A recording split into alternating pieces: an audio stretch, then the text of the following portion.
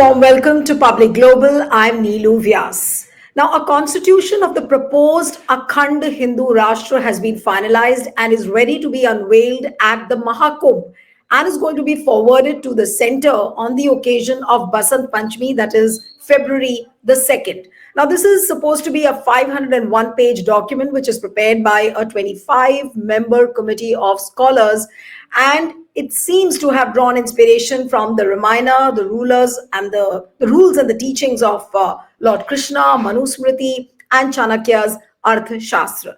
Now, this committee is known as the Hindu Rashtra Samvidhan Samiti, and it includes scholars from the Sanatan Dharma, from Banaras Hindu University, Sampurnanand Sanskrit University in Varanasi, and the Central Sanskrit University in New Delhi. Now, coming to the details of what the details look like, I'm just going to share a few of them with you, and then I'll head straight into the discussion. Now, a few points which are coming out of this 501-page document is that there would be a harsh punishment for theft. The tax system would be changed, and there won't be any tax on agriculture. Now, these are the few points. And then another point which stands out, the constitution proposes a unicameral legislature which is going to be called the Hindu Dharma Parliament, whose members would be called the Dharmik Sansads. Now, the minimum voting age has been fixed at 16 years, and only those belonging to the Sanatan Dharma will be allowed to contest elections. And the Rashtra Adhyaksh is going to be the chief of the country, and he would be chosen by 3/4 of the elected members of the legislative. And you can vote only if you are a Hindu. You can contest elections only if you are a Hindu.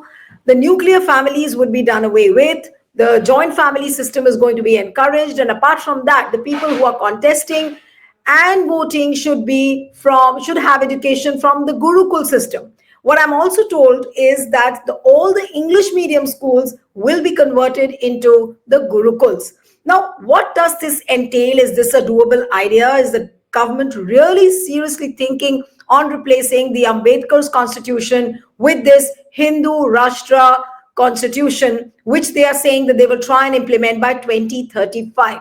Now, on the subject, joining me now is renowned academician, author, and columnist, Professor Ajay Gudavarthi from Jawaharlal Nehru University. Thank you so much, Ajay, for joining. What would you really say to this 501-page document, which is being prepared and which is going to be unveiled at the Kumbh Mela? Do you see this as some kind of a dog whistle, or do you see this as an idea whose time has come and apparently BJP will try and implement it? This is nothing new, Neelu. This RSS has had this agenda of abandoning the current constitution way back from 1950s. Even in the writings of Golwalkar and Savarkar, you can see the critique of the current constitution. Under Mr. Vajpayee's regime, they in fact constituted Justice Venkat Chelaya committee to revise the constitution. So this has been one of the mainstays. As you know, Ayodhya temple has been one of the long-term agendas since 50s. Then they went on to achieve by 1990s. They demolished the Babri Masjid. Then 2024, you had the inauguration. Similarly, constitution, abandoning the current constitution and adopting an alternative constitution based on Hindu scriptures, especially Manusmriti, is on cards for RSS for very, very long time. Their broad understanding is that modern constitutions, modern social visions lead to social conflicts, while the old order of Varna Ashrama Dharma, each profession, each caste having its space in society in a well-defined hierarchy, will lead to a relatively more peaceful, orderly society. That is their understanding, which obviously many of us differ, because that kind of an order requires hierarchy, exclusion, discrimination, lack of sense of fairness, lack of sense of justice, lack of rule of law, which is what I think is clearly visible in this proposed constitution. That the main issue is not Hindu-Muslim. I think this has to be very clear. It is not just about exclusion of Muslims. That is the dog whistle. That is the red herring. But the issue is reordering all sections of the society. That there is going to be discrimination, exclusion within Hindu society. It is not just about excluding Muslims. Obviously, it is more explicit in saying that they are going to exclude Muslims. But what is the guarantee that they are not going to exclude Buddhist Dalits tomorrow? So there is no such guarantee. It's not just an anti-Muslim thing. It is an alternative neo-conservative social vision based on the idea of natural hierarchies. That hierarchies are natural to society. Human beings are born unequal. Men and women are not equal. Similarly, all castes are not equal. All human beings are not equally talented. Therefore, different castes should have different social privileges, and that will be part of this new constitutional vision. Right. Now, this sounds as something which is very, very dangerous, and I'll go point by point. Now, coming to the point where you cannot vote if you are not a Hindu. Now, does this not mean that we are in a process, or maybe the Modi government is in the process of disenfranchising people? If you are a Muslim, you cannot vote. If you are a Christian, you cannot vote. Maybe if you are a Dalit, you cannot vote. Now, is this a system which they are trying to bring in through this document, Ajay? Yes, that I think is very clear. SC, NRC, CA and NRC are, in fact, they are talking in terms of illegal immigrants, Gusbaitias, Bangladeshi immigrants. But the question is not about Rohingyas. The question is that they are putting entire Muslim community citizenship as a suspect citizenship. So and that's only one step away from declaring India as a theocratic Hindu state, and all other non-Hindu communities being, outsiders. And this is not just about Muslims. This will get extended to Christians. And we saw the recent attacks on Sikh, that even Sikhs are not considered. No, now the current provision is Jains and Sikhs are internal to India, but that's also not going to stay. The recent attacks on Sikhs, either in the farmers movement or the trouble they ran into with Canada, Sikhs are also a suspect case, and therefore they also have the process of delimitation that they are doing, and the delimitation is precisely will be done on the basis of redrawing constitutions where Muslims and Dalits are in majority. A rough estimation, Neelu, is that about there are 80 constituencies where Muslims and Dalits can influence the electoral outcome. They want to do away with that, which sits well with their electoral calculation. It is simply that they feel it is a settled question that Dalits and Muslims are not going to vote for them, and that is on the basis of whose vote opposition parties win. Therefore, they are going to recalibrate it in such a way so as to kind of make sure that they consolidate OBC and upper caste. So there is also a deep electoral calculation that is going into this so-called disenfranchisement business, that they will disenfranchise all those who they feel will not vote for you. And Right. that is happening. In fact, that those experiments have already started with Delhi election. And if you saw Mr. Sanjay Singh MP's statement in the parliament, he read out names of n number of Hindus whose names don't reflect in the electoral list. So Right. also this big data analytics, they are getting data of each voter in each constituency. Even during the Delhi Lok Sabha elections, when I myself visited some of the constituencies as a part of a survey, lot of Dalits complained that their names have gone missing. So this is the new trend, that this is the caution, Neelu, is that this is not just about Muslims. This is not about illegal immigrants. This is what our progressive left, Congress, secular friends need to understand. This is a kind of a red herring of foregrounding it as a Rohingya issue, but the main issue is that they will delete names of all those who are not, who they think are not favorable to them, and bring in names, extra names. As we are now being told in Maharashtra, suddenly there is a new disclosure that 80,000 new names have figured out for a difference between Lok Sabha and assembly elections. So all those things will come in. This disenfranchisement business is about electoral calculation. Right. Okay. Now the next point, that you cannot contest an election if you are not a Hindu. Now, what does that mean? I mean, like, right to contest elections is also seen as a right of the individual. That if you want to contest elections, but now, according to this document which is going to be unveiled, you cannot contest if you're not a Hindu. Yes, I think that's what they will legalize. I think that is one issue that they will be very, very sure about.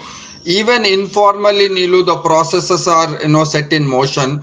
Muslims today cannot hold higher offices in police force. They cannot hold higher offices in military services. So Muslim will be the suspect, and they will not be allowed to hold higher public offices, even constitutional positions. But again, The caveat is that it is not going to stop with Muslims.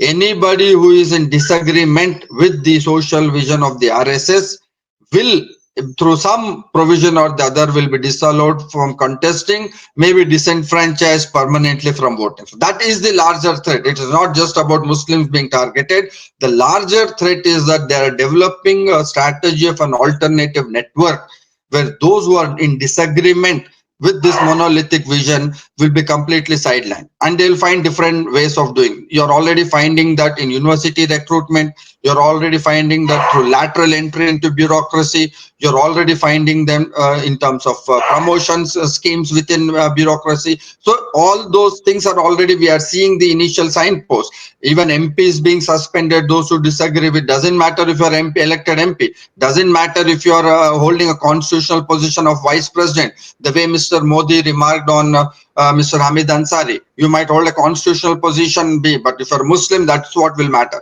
So this entire thing is about revamping and centralizing power around RSS. So one should not miss that the social vision is finally about one organization and its vice-like grip on social life, institutional life, and constitutional position. So that's the final goal. We should not miss that. That is what will finally, I think, create havoc all across, in terms of democracy, personal lives, everything else. No, but what this document remains silent on, Ajay, is that if they are going to exclude such a huge chunk of India's population, what are they expecting? Where will this population go? Are they expecting something like a 1947 partition, what the country saw, that all these people who are not in line with the monolithic vision of RSS and BJP will be banished out of the country? Are they saying that? Because at the same time, you have the people, the seers and the scholars who've been behind the making of this document. They are saying that we'll be tolerant towards other religions. Now, there is a dichotomy in what they are saying and what they are actually doing. No, I mean, that all depends on what kind of hysteria they will be able to generate in majority community. That's why I again and again say, Nilu, that progressive alternative parties should also start appealing to majority Hindus to say that if this kind of a vision is also in favor of majority Hindu community.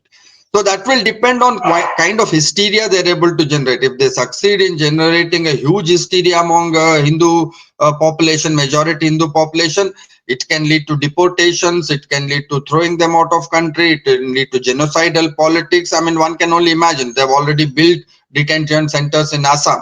So this can be a massive, big level violence. Also, one cannot rule out on this base.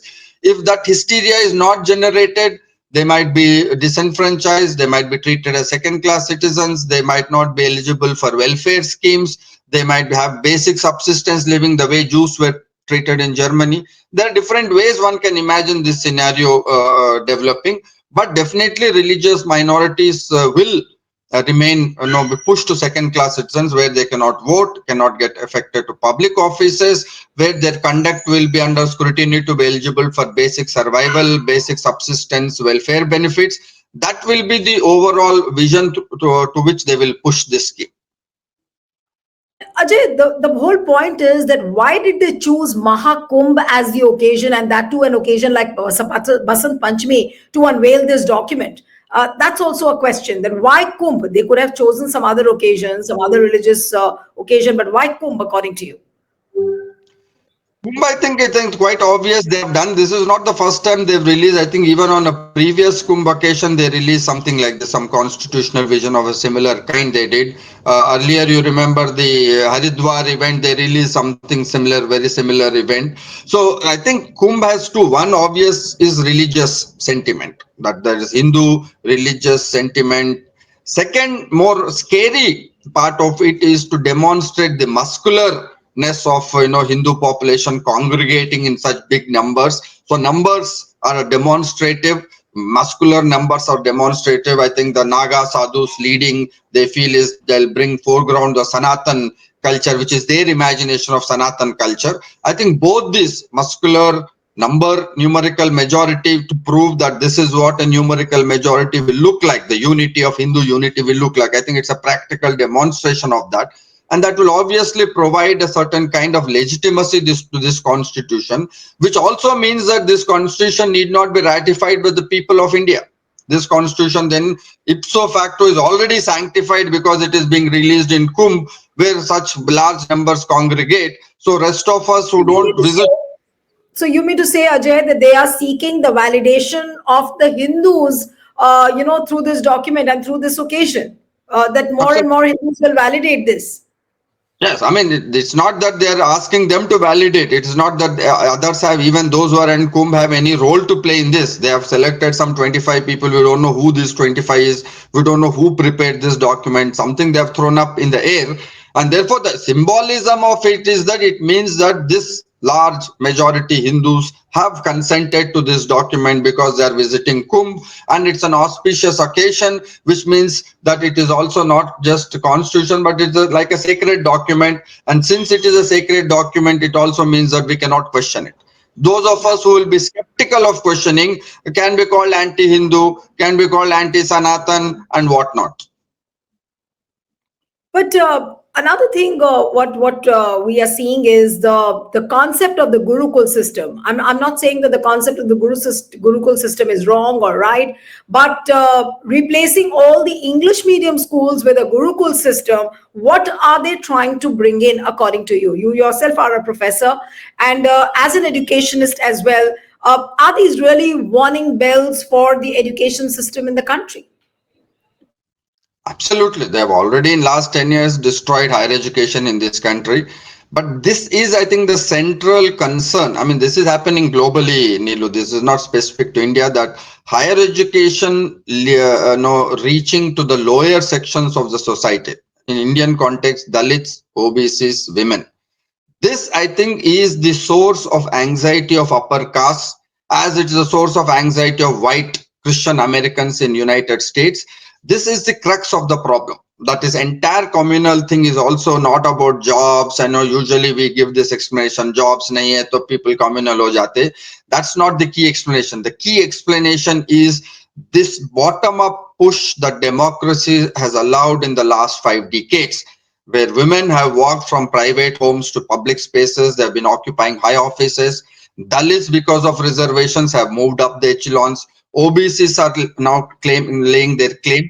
This is the anxiety that upper castes are suffering in this country. And that Gurukul system is a symbolic veneration of going back to the control of upper caste over the lower echelon. That is the whole idea, that this Gurukul system first will begin with Gurukul, not English medium. Second step will be to say Sanskrit. Third step will be to say that not everybody can study Sanskrit, not everybody is fit.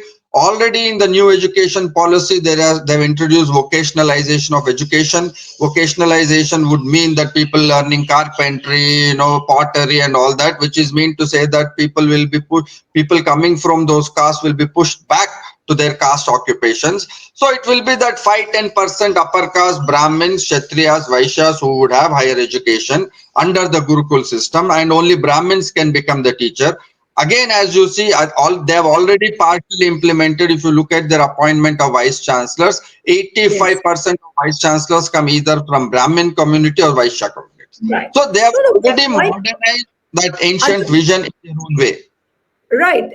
You're saying that they are trying to bring in the ancient vision in their own way. Maybe, they've laced it up as a new conservative idea, as what you said. But the point is that will there not be backlash from within the BJP as well? Can we imagine the BJP leaders, wanting their children not to attend the English medium schools and just go to the Gurukuls? Will we see the RSS leaders also? Many children of the RSS leaders are studying abroad.